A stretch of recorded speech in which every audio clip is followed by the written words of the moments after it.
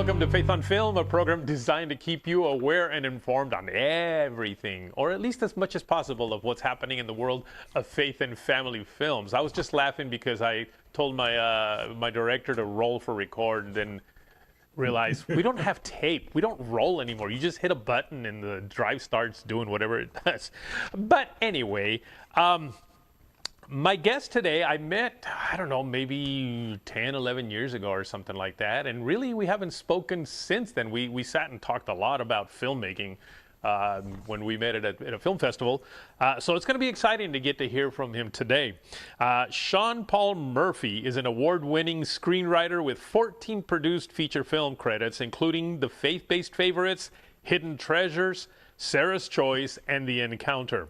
Sean lives in Baltimore, Maryland, and is happily married with 3 stepdaughters. Sean can be found every Sunday morning playing guitar at his church. Sean, welcome to Faith on Film. Now, I got to tell you, that's probably the second shortest bio I have ever read, which says a lot about you. It says you have so much going on, you don't even need to say it on a bio, do you? No, I really don't. I never like to list individual films. I don't want to offend anybody whose film I don't list. Yeah, that's true. I just leave it at that. And I got to say, because of COVID and a little before that, I haven't played guitar in a church band in quite a while. Really? Yeah. Well, because our music, no one's doing live music. Yeah. And all. So I do miss that. And I also played bass too. That was a lot of fun. But I've been around. I've done a lot of movies, and I really enjoyed meeting you at the Churches Making Movies Film Festival in New Jersey. It was such a great time. It was. That we were talking and we were telling all the secrets we can't tell on this interview. We can't. We cannot share it. But one thing I know, we know where the bones are buried, don't we? That is true. So, Sean, now, do I call you Sean? Do I call you Sean Paul? Do I call you Sir Sean? What is Sean good or what? Conti. That's Italian for count. My second great grandfather was an Italian count, so I don't know how Murphy got into it. But now just call me Sean. All right. Well, Sean, being that I didn't really share a whole lot with everybody on your bio, that means you get a chance to tell us all about you and how you even got started in filmmaking. Well, first, I just want to say I always loved the movies. I always loved television. And to me, it was something living in Baltimore that seemed out of reach. But when I was in high school, I was beginning to think I could perhaps be a journalist, because I even had a journalist living across the street that worked for the Baltimore Sun, father of some of my friends. And so I thought that was possible. And I started taking journalism in college. And I thought I was doing well until they had us interview some of the former students who were now working journalists. And when I interviewed them, I decided I wasn't going to do that anymore, because one of the guys who was working for a daily newspaper was making less than what I was making as a busboy at a restaurant. So I decided I'd switch over to filmmaking, the film major. And I did that. I fully didn't really think that I'd end up working in the field, but I did. I started in advertising, and I eventually became an editor in an advertising agency. And I also became a screenwriting. And I do want to tell one story about the writing of my first screenplay, because I think it's important. I just want to say I'm a weird guy in the sense that when I became a Christian, I would sometimes hear the Lord speak to me and tell me things. And so if you're one of those kind of Christians that don't believe in that sort of thing. Nothing weird about that, man. Okay, well, some people wouldn't tune out now, but I remember I was feeling very happy. I was driving to work. I was praising the Lord, because we had just had a major layoff at our company. We were an advertising agency, so when we lost an account, we'd lose people. It was just simple mathematics. But the layoffs were gone, and I had survived, so I was extremely happy. So I was driving into work, and the Lord told me, Sean, you're going to be fired today. And, that was a real bummer for me. Yeah. So I was very upset, and the Lord said, Sean, if you prefer, you will not be fired, but you'll be better off if you are. So I said, okay, Lord, fire me. And I got in about 10:30. I was called to the comptroller's office. I already knew what she was going to say before she did it. So they let me go, and I didn't do anything for a day or two except watch a bunch of videos. This is videotape days, and I decided I could do it better. So I decided to sit down. I went to my typewriter, and I wrote my first feature screenplay, and it took me 1 week to write it. And I finished it Sunday night at around 10:30. I typed out fade out the end, and literally that 9 a.m. the next day, the agency hired me back. Oh, wow. What? So I gotta think that my career in writing is God ordained, since he literally had me fired to write that, and then when I had completed the task he had set before me, he gave me my job back. And I've often discovered, is because mainly I worked as a freelancer for the last 30 years, that anytime God needs my attention, he just takes away my work. I completely believe what you're saying, because that has happened to me really time and time again. Whenever he wants to move me in a new direction or something, and especially if I resist, he takes away what's holding me back. So I've learned to just say, okay, God, if this is a distraction, then just make it go away. But if not, then, show me. And usually he'll do that. I just recently got laid off in January of this year. I got laid off. And to be honest with you, I've learned enough now to where I actually got excited that I got laid off, because I knew there was something new that he was leading me into. And it has happened. This show, I started a year before that, but this show is one of those things where I'm kind of, really growing it. And now I'm helping a lot of other, streaming platforms and ministries. I just got hired yesterday to direct a couple of pilots that are going to be done. I wouldn't have been able to do that. So I believe it. I know what you're talking about, and God does definitely talk to us if we want to listen. If we don't want to listen, then maybe at some point he'll say, okay, I'll just be quiet. I don't know. What do you Well, you know what? And here's but I was going to say, here's another point. And I think this is a problem with Christian films. Oops, did I say there were a problem with Christian films? Guess how long it took for me to make that script that I wrote that was obviously God ordained. How long did it take for that film to get produced? A long time. Never. Never. So you wrote it, and it never got produced. Yeah, and here's something I think Christian filmmakers, they get inspired and they write something, and because they feel the Lord is behind it, that it has to get made. But the thing is, if the Lord told you, but maybe your first script isn't any good. My first script wasn't. But I tell you, I was. Well, I tell you what. It was a long before time. you continue, we need to take a quick break right now, and then we'll come back and we can continue, because we got to take these breaks. And I know it's a pain in the neck here, but it is what it is. So listen, folks, don't go away. We'll be right back.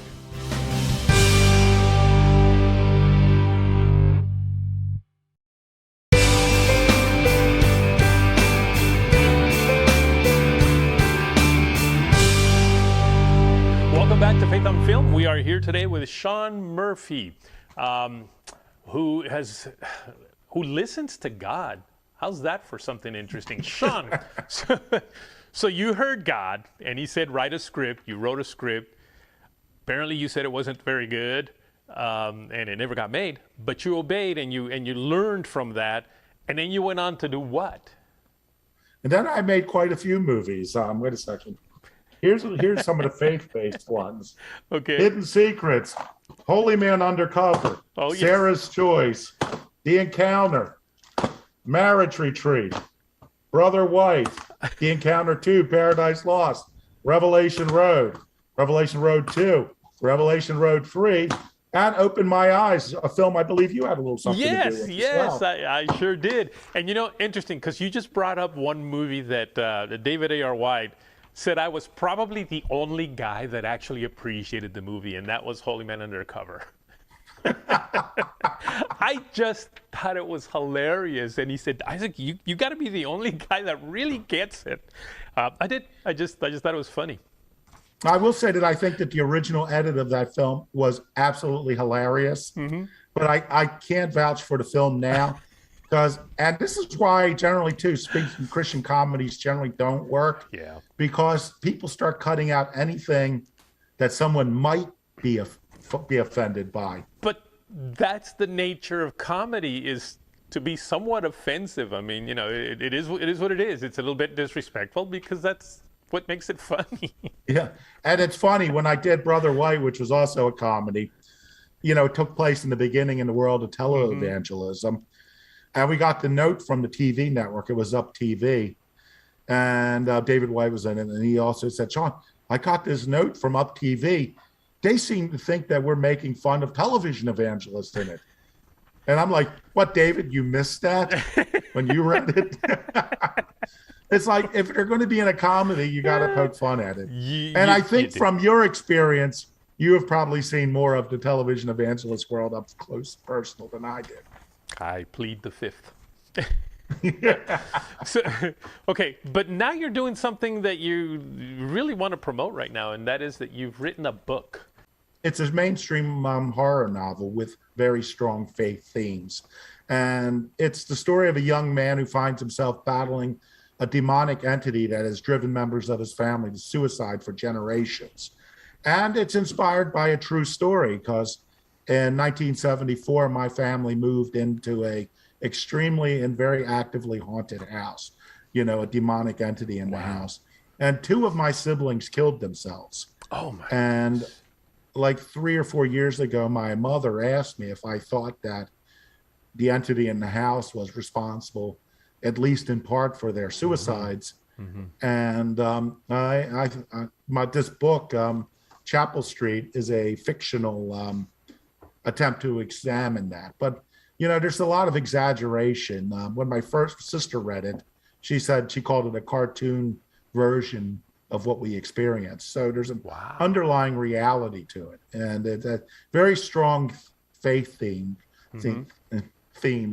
But I do want to say one thing, and one thing about making the Christian films is, it was frustrating to me, is that only Christians were seeing them. We always say we're making films to change the world, but all we're really making is Christian entertainment.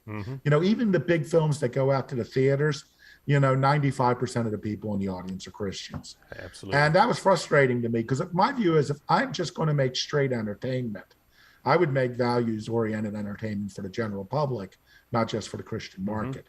And I wouldn't say this is values. This is strong values. My book, Chapel Street, available on booksellers everywhere. But it's aimed at the mainstream audience. It was, it's very adult in places. There's not like any explicit sex. There's talk of sex, but there's like no explicit sex or anything. But here's my other problem with Christian films is that we don't present the world as it really exists. Right. And if the world we present doesn't seem like it's real, then the solution we offer doesn't seem like it's real to people who aren't already in our worldview. Yeah. So, I try to present the world as it is, and this is a crazy world in this book, but I lived in a very crazy place. So, and I had a crazy family, of which I'm one of them. So. Well, I'll tell you what, we're going to take one more break here, and then we'll come back and let's talk a little bit about that whole concept of Christian movies and movies that are really being done. I call them puppy and pony movies, that are, for the most part, what Christian movies have become. You put a puppy or a pony, you got a big success. So listen, folks, don't go away. We'll be right back.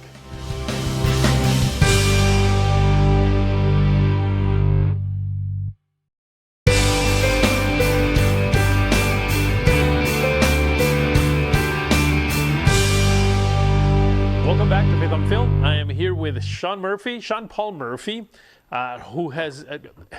Sean, you've done something that I've been talking about now for actually a couple of years, and that has gone into the realm of horror. Right? And I know this is a book, but I know you wanted to make it a film, and I think it should be a film. And I've been telling people, you know what, you guys should consider making movies, and I use the term horror film, and I know that people went crazy, and I should have maybe said suspense, I don't know, but nonetheless. Say thriller. Yeah, thriller, but nonetheless, these are the movies that I think are to me very realistic, because that type of events do happen. It happened in your family. It's happened in mine, and I think I've shared it once before about a situation like that. But, I don't have a problem with movies being made for the church because that's fine. Let's give them some good Christian entertainment. But if you're talking about reaching people, those movies really, like you said, they're not really the ones that are doing it. I think it's movies like a book like this one, by the way. What is your thought? Well, you've shared your thought overall right now, but Yeah, well, I think there's basically three ways, Christians can look at it, look at filmmaking. You can either make films that are evangelical in the sense that they are aimed at people who need to come to the Lord. And if you're going to do that, you have to present the world as it is. right, Now, which is often ugly. I've known people who couldn't get their films made, because they knew they wouldn't be embraced by the church. And there's a rule in Christian films is that you can't show something in a movie that a pastor wouldn't feel comfortable showing in his sanctuary. right. So that essentially limits. But he'll see it somewhere. He just won't show it. Okay, I Exactly. digress. No, so that's one. So the Christian audience doesn't support those kind of films.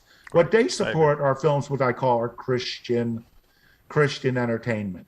And I talked to you and you said, why not have an HBO for Christianity? That was your words exactly. And I'm in favor of that. If people want to do that, that's great, but that's not what I signed on for.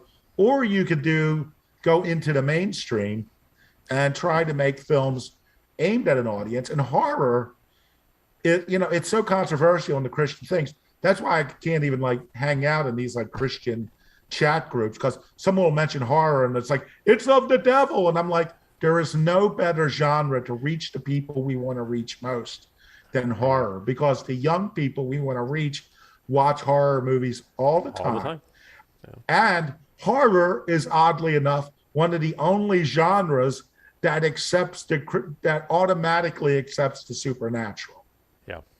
They already accept a world of the supernatural. So it's the genre has already done 2/3 of our work for us, And, is there violence in horror movies? Yes, but is there violence in the Bible? The critics of so many people of what should be seen in Christian films, aren't reading the Bible critically, because they would not read the Bible because they would not allow those things in films. I agree. So I think that's it. You're either, if you want to be a Christian filmmaker, you have three choices. You can make films aimed at reaching people for the Lord. You can aim films at the Christian market for entertainment, or you can try to go mainstream and try to express your worldview through mainstream movies that reach the widest possible audience. Yeah. By the way, I have had a bit of an adjustment in my thoughts since we met at the Churches Making Movies, because you're right. Well, I still think that there needs to be something for the choir. We say preaching to the choir. That's fine. I think there needs to be something for the choir, but we can't just do that. I think we also then need to do the other, and because the devil is hard at work. And he doesn't have devil churches where people are coming in and converting to Satanism. He goes into your homes. He has gone and what's the best tool that he's used? Entertainment, movies, music, art. All that is really affecting our soul. It's affecting our minds, our heart, and yet we want to go over here and just have people come to us, and we have these little Christian. Well, I shouldn't be saying that because I'm gonna get a lot of Christian filmmakers upset at me. But I think you understand my heart about this. Well, I understand that. I want to say something. The devil did not steal away Hollywood and the TV networks. We gave them away. There were literally for decades. There were churches that said movies are sinful, TV's sinful. A studio exec would never hear from a Christian except there's going to be a boycott. So in the beginning, if you look at what was in the things they considered sinful in the 20s and 30s when they started the code were 1% of what we have now. But Christianity, Christians, Christian filmmakers, Christian thinkers gave up the mass media, without a fight.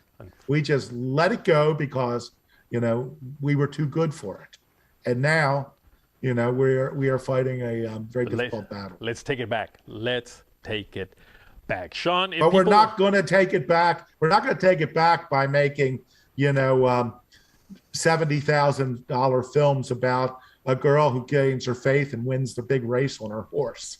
We're not going to win it back with those films. Wait a minute. You just talked about a film I made. No. Oh, sorry. Sean, if people want to get a hold of you or just follow you, learn a little bit about you, what's the best place to do it? Well, I have a blog called Sean Paul Murphyville. Okay. So that's Sean Paul Murphyville, as if it were a village of Sean Paul Murphy, and that's at seanpaulmurphyville.blogspot.com, or just type in Sean Paul Murphyville. I'm also readily available on Facebook as Sean Paul Murphy, readily available on Twitter as Sean Paul Murphy, and readily available on Instagram, which I'm not on much, as Sean Paul Murphy. So if you think Sean Paul Murphy and type that name into a search engine, you'll find me. Fantastic. Well, thank you for coming on and scaring away half my audience, but no. Sean, thank you so much, man. I think we're going to have to do another program because there seems to be so much we need to talk about. So I'll have to have you back soon, all right? No, that would be great. All righty, folks, don't go away. We'll be right back.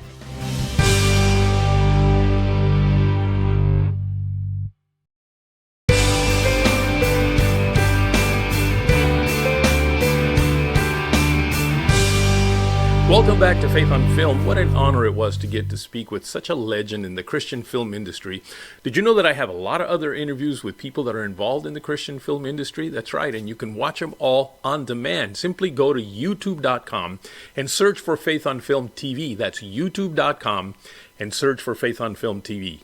And while you're there, just hit that little subscribe button. It doesn't cost you anything, but it will allow you to get updates on any time I have a new show coming out. So remember, hit that subscribe button. Also, you can follow me on Facebook, Instagram, and Twitter at Faith on Film TV. That's Faith on Film TV. And of course, if you want to write me at faithonfilmtv@gmail.com. That's faithonfilmtv@gmail.com. Well, until next week, take care.